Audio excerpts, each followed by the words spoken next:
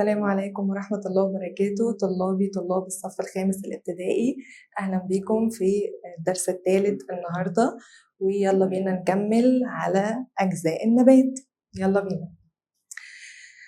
طبعا احنا المرة اللي فاتت خدنا أجزاء النبات، وعرفنا إن النبات بيتكون من بيتكون من جذر وساق كمان وأوراق، صح؟ وكمان عرفنا إن النبات بيعمل عملية مهمة جدا اسمها عملية البناء الضوئي عشان يقدر يكون بيها يقدر يكون بيها غذائه، صح كده؟ ومش بس كده، ده كمان بينتج للكائنات الحية، بينتج لنا غاز الأكسجين اللي هو مهم لعملية التنفس. النهاردة بقى هنكمل على أجزاء النبات دي اللي احنا خدناها المرة اللي فاتت، وبس هنكمل عليها بتفاصيل أعمق شوية. يلا بينا نبدأ في درسنا النهاردة. طبعا احنا زي ما اتفقنا ان اول جزء عندي هو الجذر. طبعا الجذر ده بيبقى فين؟ بيبقى تحت التربة، صح؟ تحت سطح التربة. طيب الجذر احنا خدنا المرة اللي فاتت الجذر وظيفته او بيعمل طبعا احنا اتفقنا ان هو بيعمل بيمتص من التربة؟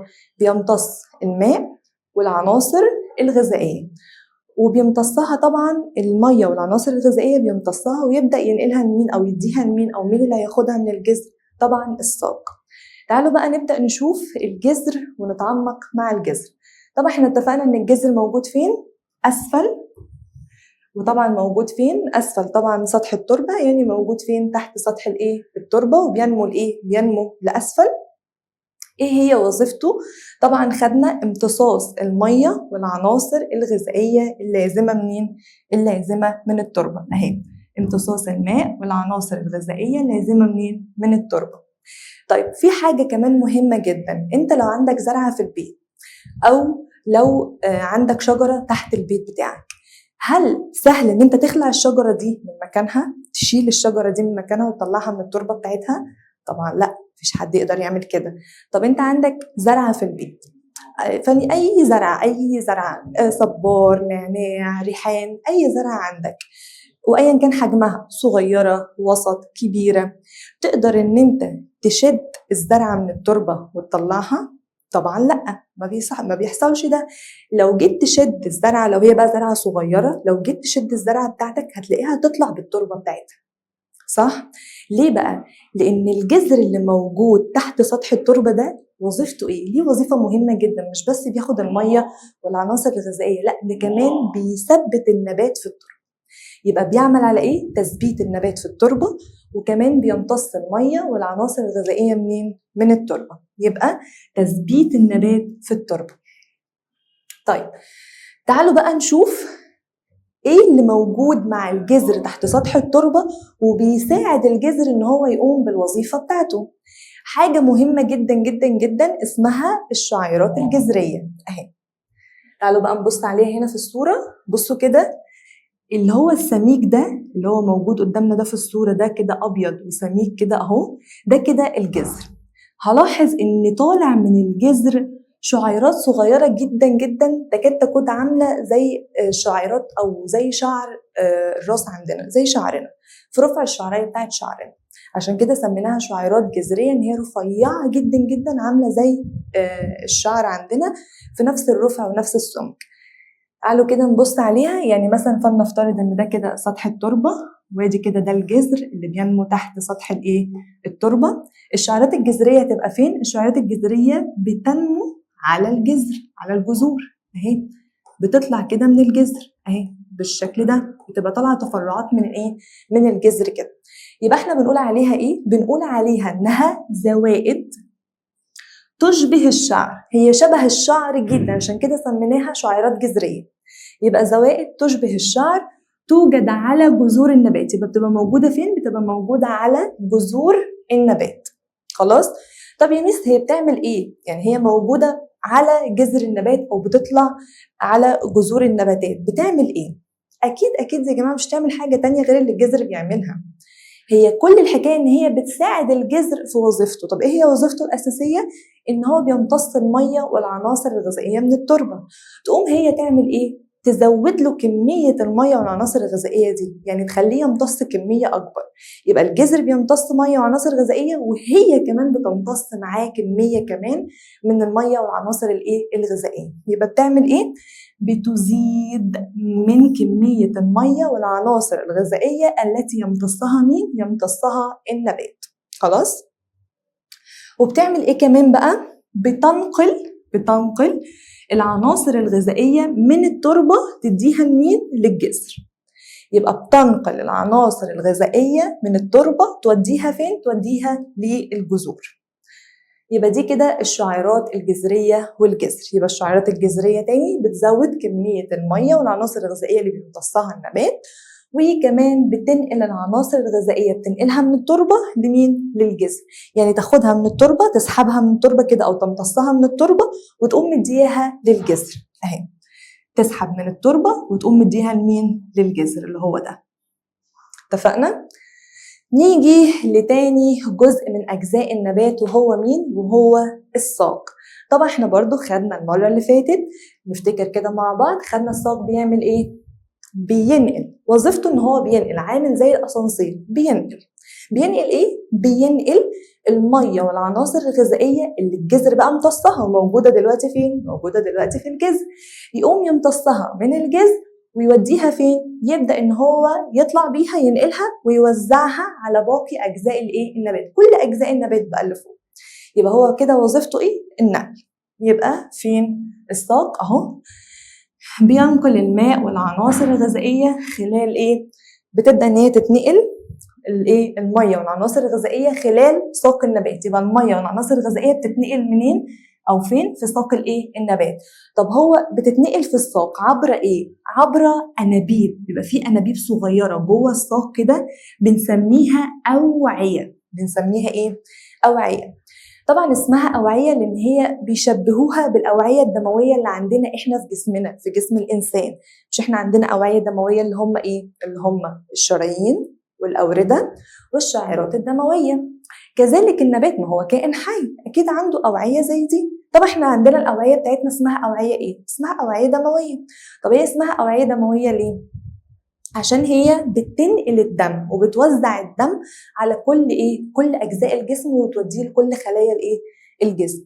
كذلك عندنا في النبات عنده اوعيه برضه، بس اوعيه اسمها ايه؟ اسمها اوعيه الخشب واوعيه اللحاء. هما نوعين من الاوعيه، اوعيه الخشب اللي احنا هناخدها دلوقتي واوعيه اللحاء هناخدها شويه كده. تعالوا نشوف اوعيه الخشب بتعمل ايه. يبقى انا عندي اوعيه الخشب هي دي اللي بتنقل الميه والعناصر الغذائيه من الجذر وتبدا ان هي توزعها على اجزاء النبات اللي موجوده في الجزء العلوي. تمام؟ يبقى اوعيه الخشب ده تعريفها اهو. وطبعا التعريف ايه؟ تعريف حفظ، اي تعريف بناخده حفظ. يبقى هو اوعيه بتنقل الميه والعناصر الغذائيه من الجذور الى باقي اجزاء النبات. ودي كده وظيفه مين؟ اوعيه الخشب. وطبعا ليها وظيفة مهمة جدا، ان اوعية الخشب بتربط ايه؟ بتربط الساق بالاوراق. بتربط الساق بايه؟ بالاوراق. يعني هي دي الحاجة اللي بتربط الورقة بالساق، بتخلي الورقة تفضل مربوطة فين؟ في ساق النبات. تعالوا بقى ناخد وظيفة الساق كعموم. ايه هي وظيفته؟ بينقل الميه والعناصر الغذائيه لكل اجزاء النبات عبر مين؟ عبر اوعيه الخشب. خلاص بقينا عارفينها وفاهمينها. طيب بيعمل ايه كمان؟ ان هو بيعتبر الجزء الداعم في النبات، ودي مهمه جدا. يبقى هو ايه؟ هو الجزء الداعم في النبات، هو اللي بيقوي النبات او بيدعم النبات. يبقى الساق هو الجزء الداعم فين؟ في النبات. طبعا يا جماعه انت هتقولي ان مش كل النباتات شكل الساق بتاعتها بيبقى شبه بعض. أنا عندي النباتات على حسب أنواعها كمان السيقان بتاعتها بتختلف عن بعضها. يبقى مش كل النباتات السيقان بتاعتها نفس الشكل. فاحنا دلوقتي هناخد ايه بما اننا بندرس الساق؟ وانا قلت هنتعمق اكتر، هندرس اشكال الساق. هندرس اشكال الساق. فتعالوا بينا نبدأ يلا في اشكال الساق. أول شكل عندنا وده اللي احنا عارفينه كويس جدا ومنتشر جدا اللي هو الساق الخشبية. يبقى ده أول نوع، الساق الخشبية. الساق الخشبية دي بتتميز بإيه؟ بتتميز إن هي إيه؟ إن هي غليظة وصلبة. زي مين بقى؟ زي جذوع الأشجار والشجيرات. يبقى بتبقى ايه؟ غليظه وصلبه. طبعا اي شجره شوف كده الساق بتاعتها احنا بنقول عليها اصلا ايه؟ خشب. احنا اصلا لما بيجوا يعملوا الاساس او ان هم عايزين يصنعوا اي حاجه عايزين يصنعوها من الخشب، بياخدوا الخشب ده منين؟ من الاشجار طبعا، فعشان كده سموها ساق ايه؟ خشبيه. يبقى الساق الخشبيه دي زي مين؟ زي جذوع ايه؟ زي جذوع الاشجار والشجيرات الصغيره. طيب تاني نوع عندنا ساق ايه؟ ساق رأسية مستقيمة. ساق رأسية ايه؟ مستقيمة. الساق الرأسية المستقيمة دي بقى عاملة ازاي؟ طبعا من اسمها كده رأسية، يبقى اكيد هي بتنمو لأعلى، بتبقى طبعا اتجاهها ايه؟ رأسي. يبقى تنمو رأسيا لأعلى. رأسيا لأعلى اللي هو كده، يا إما من ايه؟ من أعلى لأسفل أو من أسفل لإيه؟ لأعلى. فده كده بسميه اتجاه ايه؟ اتجاه رأسي. ده كده اسمه اتجاه ايه؟ رأسي. زي مين؟ زي سيقان معظم الأزهار.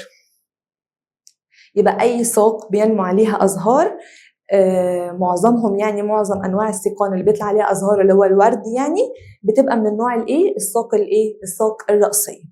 عشان طبعا الأزهار احنا عارفين الأزهار مهم جدا ليها ضوء الشمس، تستمد ايه؟ ضوء الشمس او تمتص ايه؟ ضوء الشمس عشان تعمل عملية البناء الضوئي. وكمان احنا عارفين ان الزهرة دي بتتحول لثمرة بعد كده، فمهم جدا ليها ضوء الشمس، فلازم الساق تبقى ايه؟ رأسية. تعالوا لثالث نوع عندنا السيقان الايه؟ المتسلقة. دي بقى اسمها متسلقة ليه؟ ليه اسمها متسلقة؟ لان هي ما تقدرش تقف لوحدها كده.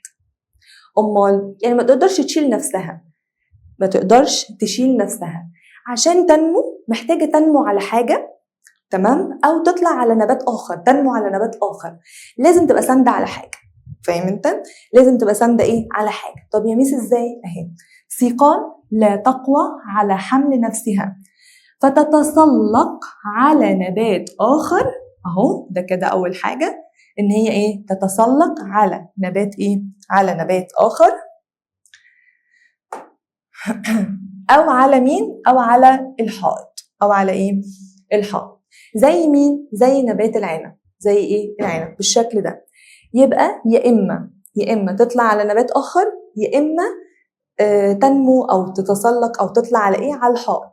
عندنا أنواع كتير جدا من النباتات تبقى ماشي كده في الشارع وتلاقيها طالعة على إيه؟ على الحيطة بتاعت العمارة. تلاقيها كده طالعه متفرعه ومتفرعه وداير ما يدور كده الحيطه بتاعت الايه؟ العماره. ده كده اسمها ساق ايه؟ متسلق. لا تقوى على حمل نفسها، ولكن بتعمل ايه؟ يا اما تنمو على الحيطان، تطلع على الحيطه تبقى متسلقه على الحيطه، يا اما بتنمو على نوع نبات ايه؟ اخر. تمام؟ يبقى ده كده رقم 2. تعالوا بقى لرابع نوع من انواع السيقان اللي هي مين؟ الدرنات. ايه بقى الدرنات دي؟ دي سيقان بس دي بتمتد فين؟ تحت الارض. لو احنا عارفين ان الساق بتبقى فوق الارض، ان الجذر بيبقى تحت الارض والساق بتنمو فوق الايه؟ الارض. لا، في النوع ده بتاع الدرنات ده السيقان بتمتد تحت الايه؟ تحت الارض. زي مين؟ زي نبات الايه؟ زي نبات البطاطس وكمان البطاطا. خلاص؟ تعالوا اهو بتبقى بالشكل ده. بصوا كده الاوراق هي اللي طالعه فوق، والساق ذات نفسها بالجذر تحت فين؟ بتنمو تحت الارض عشان تكون مين؟ الدرنه اللي هي مين؟ البطاطسايه او البطاطايه. تعالوا بعد كده لخامس نوع اللي هي السيقان المداده. السيقان المداده دي بقى اسمها مداده ليه؟ عشان هي اكيد بتمتد. طب بتمتد ازاي؟ دي بقى بتمتد افقيا. احنا خدنا دي رأسيه مستقيمه كانت بتنمو رأسي لاعلى، اما دي اسمها مداده عشان دي بتمتد افقيا على سطح الارض. ازاي افقيا؟ كده كده يبقى افقي، اللي هو من الايه؟ من اليمين لليسار او من اليسار لليمين، ده اسمه اتجاه ايه؟ افقي، يعني بتبقى نايمه كده. يبقى دي اسمها ايه؟ اسمها سيقان مداده بتمتد افقيا على سطح الارض، وبتساعد في تكوين نباتات جديده. زي مين؟ زي نبات الايه؟ زي نبات الفراوله. يبقى زي مين؟ زي نبات الايه؟ الفراولة. تمام؟ كده خلصنا أشكال السيقان، وهم 5 أشكال أو 5 أنواع عندنا. طبعا نبدأهم تاني نراجع عليهم: خشبية، رأسية مستقيمة، متسلقة، والدرنات، والسيقان المدادة. تمام؟ يلا بينا ننتقل للجزء الثالث عندنا في الدرس. طبعا احنا عارفين ان هما 3 أجزاء، النبات بيتكون من 3 أجزاء: الجذور والسيقان والأوراق. فاحنا دلوقتي هنتنقل لثالث جزء اللي هو مين؟ اللي هو الأوراق. يلا بينا ندرس الجزء الثالث اللي هو الأوراق بالتفصيل بقى. طبعا احنا المرة اللي فاتت عرفنا ان الورقة بتعمل بتمتص ضوء الشمس عشان هي بتقوم بعملية البناء الضوئي عشان تصنع غذائها. تمام؟ تعالوا بقى نشوف ايه الجديد عندنا النهارده. الجديد عندنا ان بقى الورقة بتحتوي على شوية تراكيب جواها، بتتركب من شوية حاجات. ايه هما شوية حاجات اللي بتتركب منهم دول بقى؟ اول حاجة أوعية الخشب. يعني الورقة فيها أوعية خشب، يعني مش الساق بس، مش الساق بس، ده كمان الورقة فيها فيها أوعية خشب، وهنعرف ليه. وكمان فيها حاجة اسمها الثغور. الثغور ايه بقى الثغور وايه أوعية الخشب؟ بيعملوا ايه جوه الورقة؟ تعالوا نشوف. أول حاجة أوعية الخشب، احنا اتفقنا ان دي عبارة عن عبارة عن أنابيب. بس الأنابيب دي موجودة فين؟ موجودة أو بتمتد فين؟ بتمتد داخل الورقة أو في الورقة. خلاص؟ ليه بقى؟ ليه موجودة داخل الورقة؟ عشان هي هتعمل هتنقل ليها يا جماعة المية. مش أوعية الخشب دي هي دي اللي موجودة جوه الساق، هي دي اللي نقلت المية من الجذر عشان توزعها على باقي أجزاء النبات. يبقى هنا هي بتعمل يبقى هي هنا بتعمل أكيد هتنقل المية للورقة، صح؟ يبقى بتمد الورقة بالماء. بس الماء ده هي جايباه منين؟ من الجذور طبعا. خلاص؟ نيجي بقى لتاني حاجة اللي هي الثغور. بتعمل الثغور دي بقى؟ الثغور دي زي ما انتم شايفين كده عبارة عن فتحات صغيرة جدا جدا يا جماعة. احنا اصلا لو انت مسكت ورقة نبات او جبت ورقة نبات كده وفضلت تدقق فيها، انت مش هتشوف الثغور دي اصلا، مش هتشوفها، لان هي صغيرة جدا جدا جدا. طبعا احنا مش بنشوفها بعينينا المجردة، عين الانسان اسمها عين مجردة، فاحنا مش بنشوفها بعينينا المجردة، لكن نقدر نشوفها من تحت عدسة الميكروسكوب عشان بيبقى فيه عدسات مكبرة. وان شاء الله في سنة 6 هناخد تركيب الميكروسكوب بكل التفاصيل. فدي عبارة عن عبارة عن فتحات صغيرة موجودة فين؟ موجودة في أوراق النبات. هي شبه هي دي الثغور يا جماعة. هو ده. دي بقى بيمر من خلالها الهواء، دي بيدخل منها الهواء. يعني دي فتحات موجودة في الورق بيدخل منها الهواء أو بيمر منها الهواء، عشان الهواء هيكون محمل بغاز ثاني أكسيد الكربون. والورقة في الوقت ده محتاجة مين؟ محتاجة غاز ثاني أكسيد الكربون عشان هتقوم بعملية البناء الضوئي. هتقوم بيها ازاي من غيره؟ ما تقدرش طبعا تعمل كده. فهي محتاجة محتاجة فتحات الهواء يدخل منها عشان تاخد منه أو تمتص منه ثاني أكسيد الكربون. يبقى ادي دي الثغور، وده شكل الثغور وهي مفتوحة. تمام؟ ولكن ده شكلها وهي مغلقة. بصوا كده اهو. يبقى ده كده ثغر مفتوح، وده ثغر مغلق. يبقى ده كده اهو مفتوح. خلاص؟ ده شكله وهو مفتوح، وده شكله وهو وهو مغلق. تمام؟ اهو. يبقى يمر من خلالها ثاني أكسيد الكربون.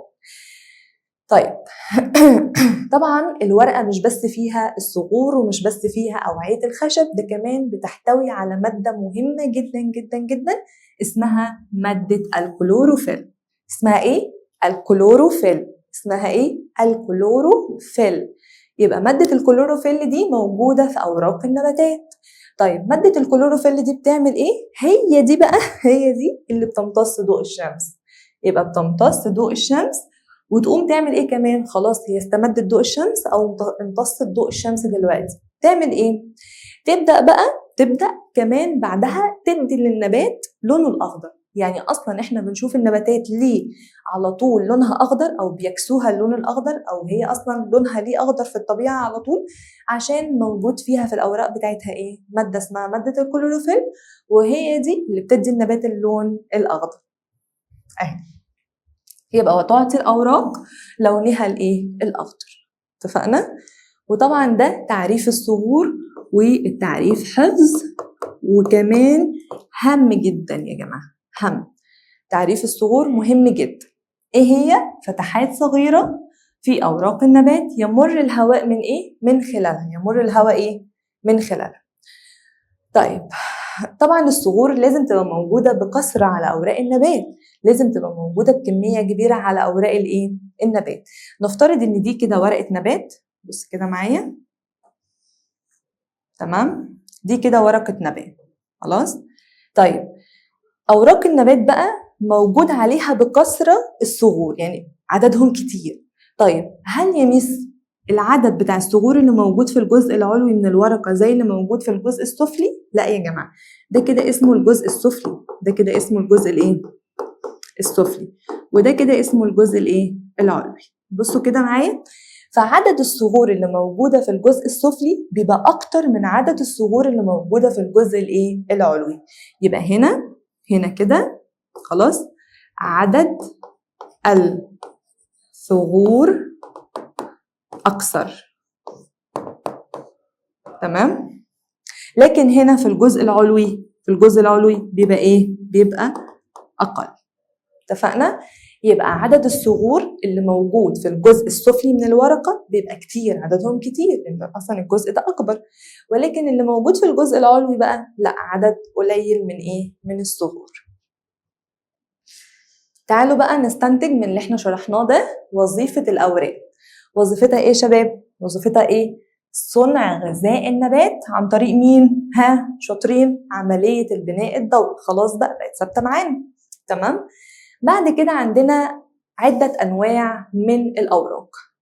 عندي طبعا يا شباب أوراق نبات بتبقى صغيرة عاملة زي الإبرة، عارفين رفع الإبرة أو رفع الدبوس؟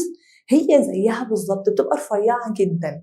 فدي زي مين؟ عندنا مثال عليها زي مين؟ زي الصنوبر، أوراق نبات الإيه؟ الصنوبر. دي بتبقى صغيرة جدا وبنقول عليها إن هي بتشبه الإبر. وعندي نوع تاني بسميها أوراق مسطحة عريضة، ودي بتبقى زي مين؟ زي نبات الإيه؟ زي ورق نبات الموز.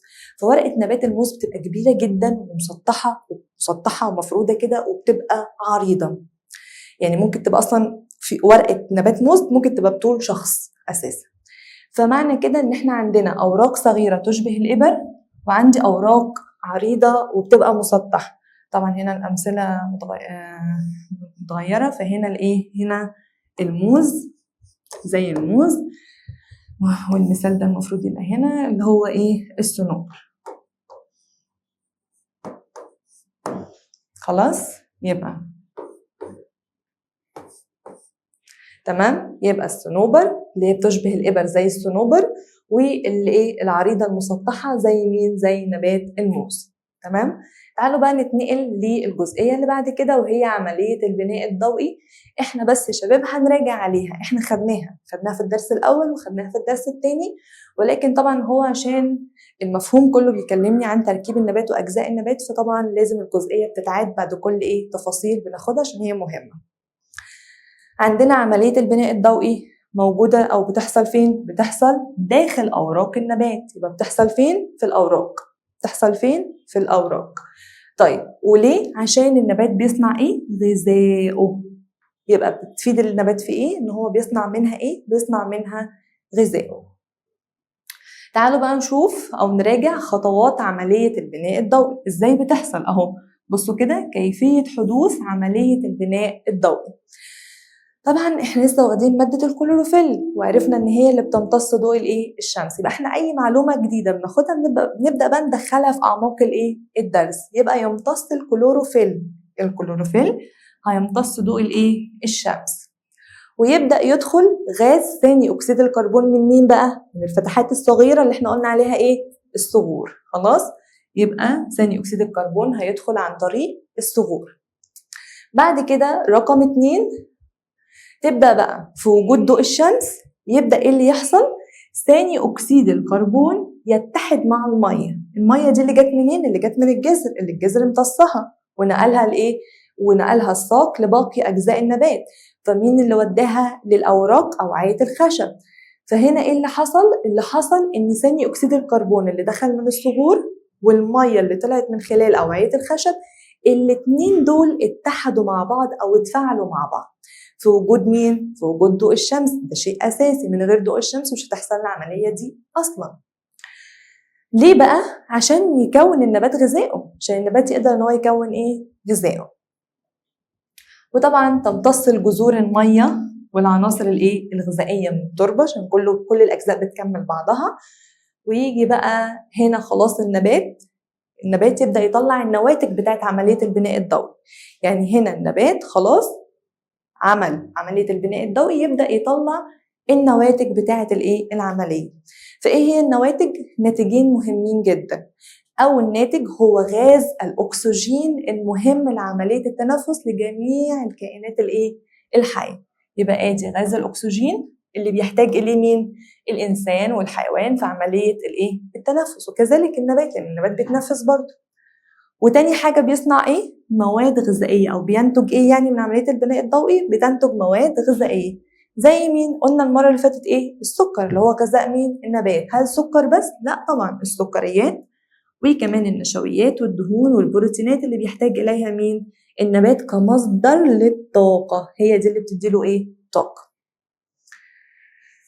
نيجي بقى لاخر جزئيه عندنا. يا مس احنا عرفنا من شويه ان الجذر امتص الميه والعناصر الغذائيه، وبدات اوعيه الخشب اللي موجوده جوه الساق تنقلها لباقي اجزاء النبات. طيب كنت قلت لكم كمان ان احنا عندنا نوع اوعيه تانية اسمها اوعيه اللحاء. دلوقتي بقى لما النبات او اوراق النبات صنعت الغذاء من عمليه البناء الضوئي، هل هيفضل الغذاء في الاوراق بس؟ مش هينزل لباقي اجزاء النبات؟ يعني السيقان والجذور والشعيرات الجذريه مش هينزل لها غذاء؟ لا طبعا لازم ينزل لها غذاء. طب هينزل لها غذاء ازاي بقى؟ عن طريق اوعيه اللحاء. تيجي بقى ده دور اوعيه اللحاء. اوعيه اللحاء تعمل ايه؟ اللي هي الانابيب تعمل ايه؟ تبدا ان هي تنقل بقى الغذاء اللي اتكون في الاوراق ده، تبدا ان هي تنقله وتوزعه على باقي اجزاء النبات. يبقى انا عندي نوعين من الاوعيه، الخشب واللحاء.